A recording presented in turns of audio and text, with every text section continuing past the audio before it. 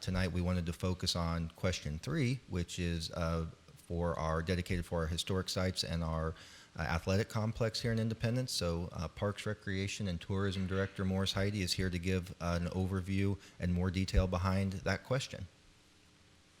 Thank you. Good evening, Mayor and members of the council. So we'll jump right into IndeGO Bond question number 3. So I have several discussion points I'd like to talk about this evening. So one is the question itself. Next, talk about the Bingham Wagner Estate, the Vail Mansion, the Truman Memorial Building, and the Independence Athletic Complex. So on April 8th, 2025, the IndeGO Bond question number 3 will be on the ballot for the citizens of Independence. That general bond or general obligation bond question reads, shall the City of Independence, Missouri, issue its general obligation bonds in the amount of $12 million for the purpose of renovating, improving, and equipping parks and recreation buildings, facility and grounds, including historic buildings and the Independence Athletic Complex? The $12 million will be divided between the following locations: $3.7 million for the Bingham Wagner maintenance and repair, $2.2 million for the Vail Mansion maintenance and repair, just under $1 million for the Truman Memorial Building, and $5 million for the Independence Athletic Complex, for a grand total of the $12 million. I should mention that the Bingham Wagner Estate and the Vail Mansion, those numbers are derived from a 2018 facility assessment that the city had done for us, with increases for inflation. So 2018 numbers with inflated to 2025 numbers. So first, let's talk about the Bingham Wagner Estate.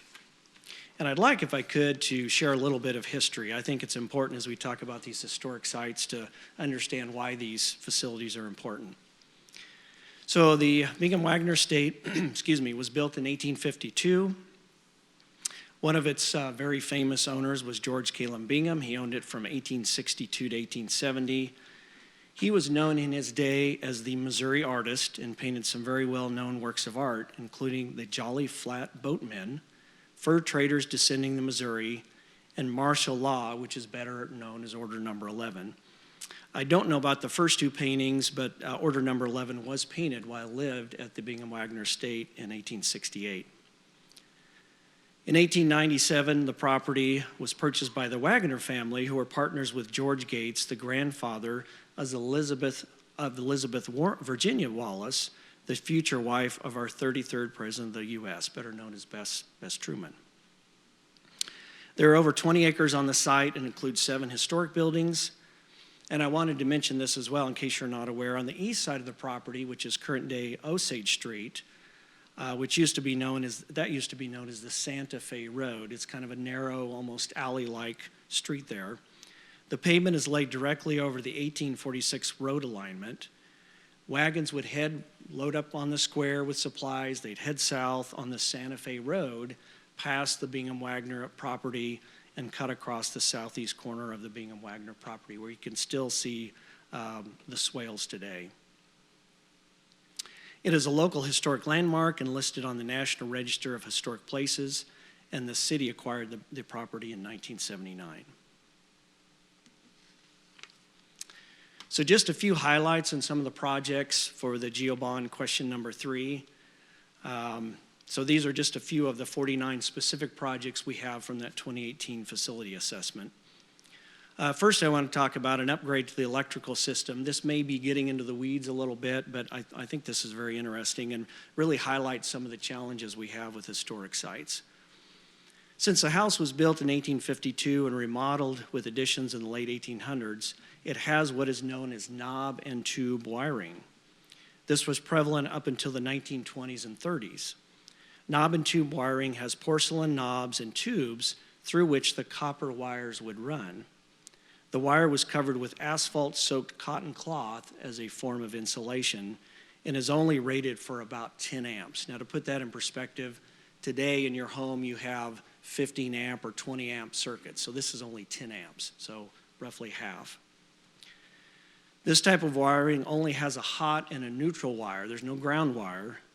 So this project would upgrade all the wiring and upsize the main house to about a 400 amp service. Currently has either 60 or 100 amps, so very minimal electrical. Some of the other projects would include installing air conditioning in the main house. This is one of the few buildings in the city that does not have air conditioning. Replace concrete and asphalt. Well, I should mention, throughout the house. It has some window units, but not whole house air conditioning. Replace concrete and asphalt that has deteriorated over the years. Roof replacements, repair and replace deteriorated plaster, as well as painting several of the buildings, and siding and window repairs. So this, again, just a few highlights of those 49 specific projects we have on the list from the 2018 assessment. And here, this may be very difficult to see, but you can hopefully see in these photos, you can see these little knobs where the wires are running. So that's literally what we have in the home currently, is this knob and tube wiring. And these are a few photos of the exterior of the property, so showing some of the exterior improvements, asphalt repairs, concrete, windows, and siding and painting. So next, let's talk about the Vail Mansion. So again, a little history about the Vail Mansion. Colonel Harvey M. Vail was born in 1831. He made his fortune financing the construction of the Erie Canal in the 1860s and the 1870s. He also operated the Star Mail route from Independence to Santa Fe, New Mexico. He acquired around 2,000 acres of land in and around Independence, and on a 33-acre tract north of the square, he built the Vail Mansion from 1871 to 1881 at a cost of about $100,000 in the day, and that's about $3 million today. So pretty pricey mansion. It was a very modern home with indoor plumbing, running water, and flushable toilets. Again, not the norm in Independence in the 1880s. The mansion was built in the Second Empire style or French Revival style. This was named after Emperor Napoleon III. Now, after the death of Colonel Vail in 1894, the mansion changed hands several times. It functioned as a nursing home from 1908 to 1982, and as a true story, I can recall as a child visiting a family member of my parents going into the home. So some of you may have similar experiences. It is a local historic landmark, and in 1969 was listed on the National Register of Historic Places, and the city acquired the property in 1983. So again, a few highlights. These are just a few of the 21 specific projects we have for the Vail from that 2018 facility assessment. So replacement of the wood windows that have deteriorated and also adding exterior wood storm windows. The wood trim that is deteriorated will be replaced or repaired and repainted. Many of the limestone sills are in need of replacement. Several of the HVAC units need to be replaced.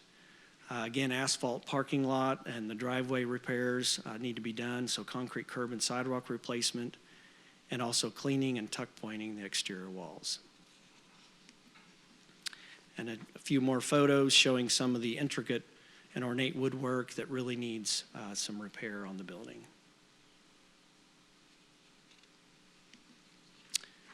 Next, I'd like to talk about the Truman Memorial Building. So again, a little history about this building.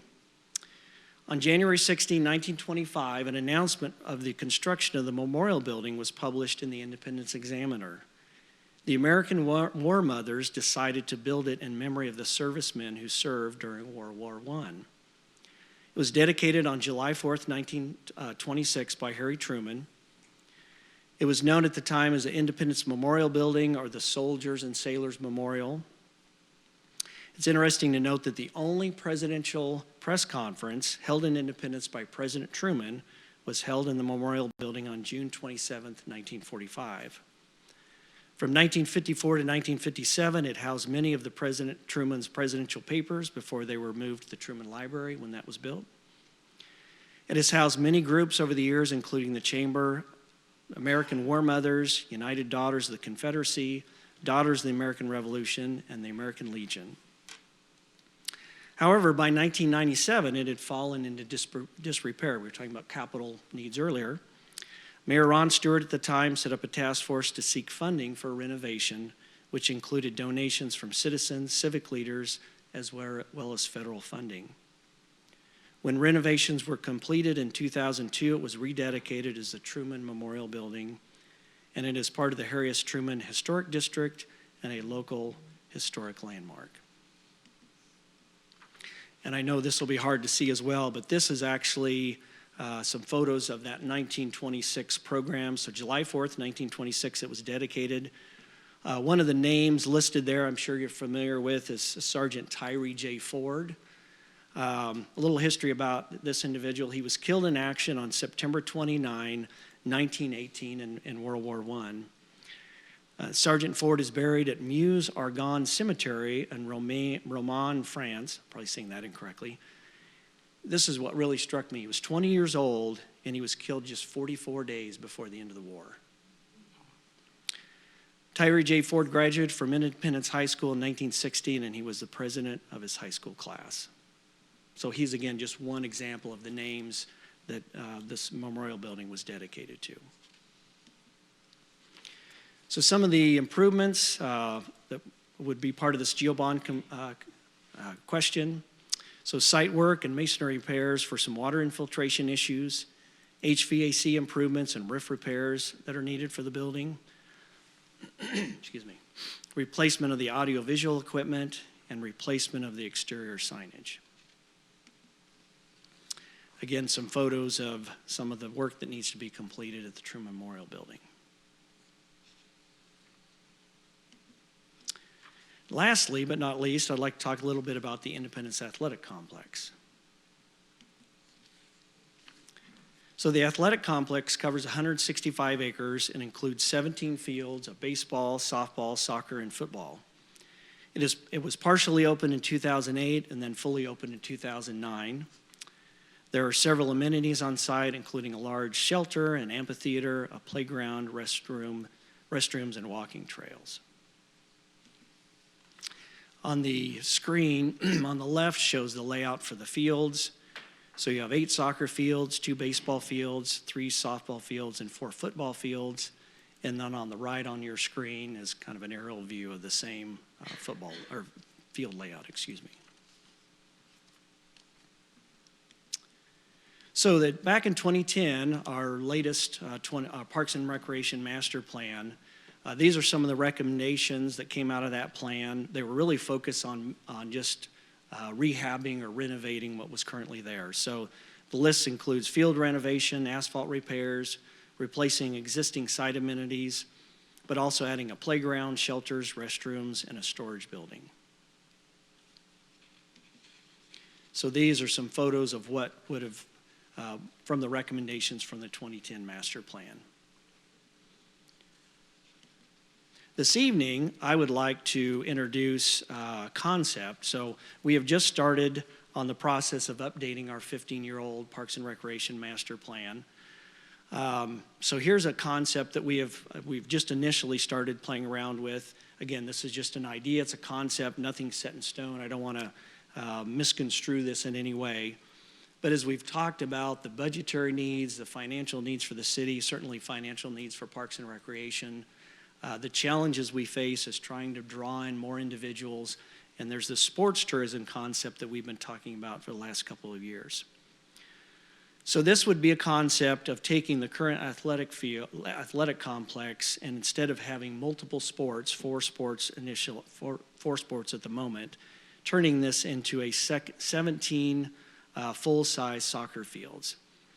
So this would allow for increased parking and would give us an opportunity to host local and regional tournaments and really focus and hone in on that sports tourism opportunities. Currently, we don't have enough of any one field to do any kind of tournaments. It's really the quality versus quantity discussion that we've really been talking about the last couple of years. One of the things we've been seeing increasingly is the shift of young people from baseball, softball, or other sports, really focusing in on soccer. It's a fairly low-cost entry sport for young people. We also have the FIFA World Cup coming up in next summer. So there's a lot of momentum, a lot of interest around the FIFA World Cup.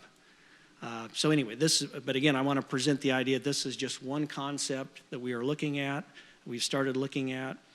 We will be relying heavily on input we received through the Parks and Recreation Master Plan from citizens, stakeholders, other groups, as we try to figure out what makes the most sense. Should we just kind of refresh what we have, or is there some opportunity to really look at some out-of-the-box thinking to really grow that sports tourism idea?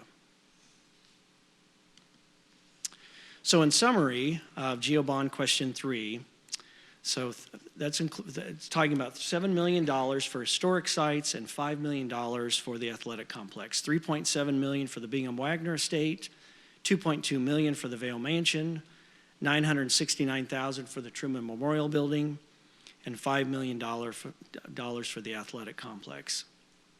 Once again, I want to emphasize what I showed you on the previous slide was just one concept of many, and we will be discussing those as we work through that Parks and Recreation Master Plan update process. Also on this slide, it shows the annual financial impact for the IndeGO Bond question number 3 at the bottom of the slide there. For a home with a $100,000 residential assessed valuation, there would be a cost of $9.49 annually. For a $200,000 home, it would be $18.98 annually. $300,000 would be $28.47 annually, and $400,000 valuation would be $37.96. So in closing, I wanted to end with just a few more comments. On January 15th, 2025, City Manager Zach Walker gave the State of the City address at the Chamber Luncheon. In his remarks, he mentioned 3 key themes: preserving our past, embracing our present, and preparing for our future. So along those lines, I'd like to share a quote that President Bill Clinton made about Harry S. Truman at the September 22, 2000 dedication of the U.S. Department of State building in Washington, D.C. It was named in honor of Harry Truman. He said, "If we truly wish to honor President Truman, we will do in our day what he did so brilliantly in his day. See clearly the long-term path we must follow and take the first steps without hesitation." And with that, I'd be happy to answer any questions. Well done. Thank you very much. Anyone, any questions? I'm delighted to see air conditioning is on the list for Bingham Wagner. Since it's a tourist spot, you hope that people will be able to tour it, and yet we have to shut it for the majority of the summer because it's too hot to go in the building. So we're not able to take advantage of the people who would love to see our wonderful assets. So I appreciate that. Can we find electricians who know how to deal with knob and tube electrical systems without a seance? It's actually more common than you would believe. Okay. It's kind of scary in a way, but there's a lot of buildings still, especially historic buildings, with knob and tube wiring. So yes, we're confident we can find folks who can work on that. Thank you. But yes, your comment about the air conditioning, there are many times when the upper story of the Bingham is basically off limits. It is so warm, it just isn't, folks don't want to take a tour in the upstairs. So looking forward to air conditioning. Anyone else? Please proceed. Mr. Mayor, thanks. Will you go back to the soccer complex slide? Sure, yes. This is really exciting for me. Turf or grass? Probably grass initially. Turf is the upfront cost for that is pretty prohibitive. I should mention, though, this would allow us to have 17 grass fields, and the challenge with grass fields is you have to let about a 25%, a quarter of those rest. You can't continuously play on those for the turf to, continue. So this would give us ample fields to do that with. So I really love this idea. The possibilities, thank you. The possibilities are so endless with this because not only, this is jobs. For a tournament, you need, referees, field marshals. People come with food trucks and sell things to the kids who play in the tournaments. And I'm not sure people realize there's only a couple of months of the year where people aren't playing soccer outside. correct. The season starts in March, and you can play until, we were playing well up until November. So there's only a couple of months where we wouldn't be able to have stuff. And there are, the soccer fields in Overland Park are now having winter tournaments where you play, that's part of the fun is you play, in the cold, in the snow, whatever. I love this idea. I think this is fantastic. And I also, the future upgrade for softball and baseball, can you talk a little bit about that? Sure, yeah, obviously this would impact those sports. We would have to have some further discussions about, some kind of phased approach or what that means long-term. We certainly don't want to minimize our softball or football or baseball groups that we have in town. It's just, again, we're seeing this trend more towards soccer being the preeminent sport. So that's part of our Parks and Recreation Master Plan. We'll be looking at all that. How would that work? I should add, too, that even our softball, baseball fields, Mill Creek, Santa Fe, many of those fields have not been updated in years. So, again, we're kind of in the same capital investment challenge. So all of our infrastructure really needs to be updated. So this would give us an opportunity, again, though, to focus on quality, upgrade as we can, and then hopefully expand to sports tourism at some point. And really, beyond just, tournaments on the weekends, we could maybe attract a league here. Oh, certainly, yes. Which, Yep. That would be every weekend. That would be great. Yeah, and to put this in perspective, you mentioned Overland Park. Shields in Overland Park has 12 fields. Legacy Park in Lee Summit has 12. This would give us 17. So, again, we'd have ample fields for play. So, Thanks. Very good. Anyone else, other questions? Okay. Well done. Thank you very much. Well done. thank you. Mr. City Manager, anything to follow up, or is there any other questions from Councilmember Fears? No questions from Councilmember Fears. One thing, Mayor, that I would like to highlight for you, your colleagues, and the community.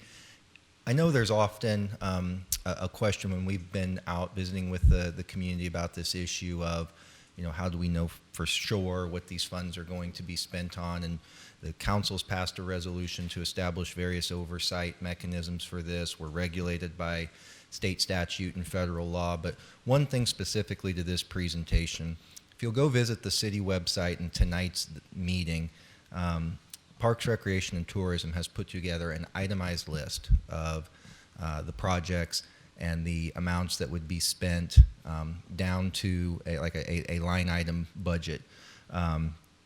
It is nothing glamorous or sexy. These are projects that are intended to ensure the survivability of these facilities for the next generation. But down to the dollar, you can see the intended plan of spending for these projects. So that is something I would encourage folks that are interested to go take a look at, because they can see the need and the dollar amount where these needs will be spent. Perfect. Thank you.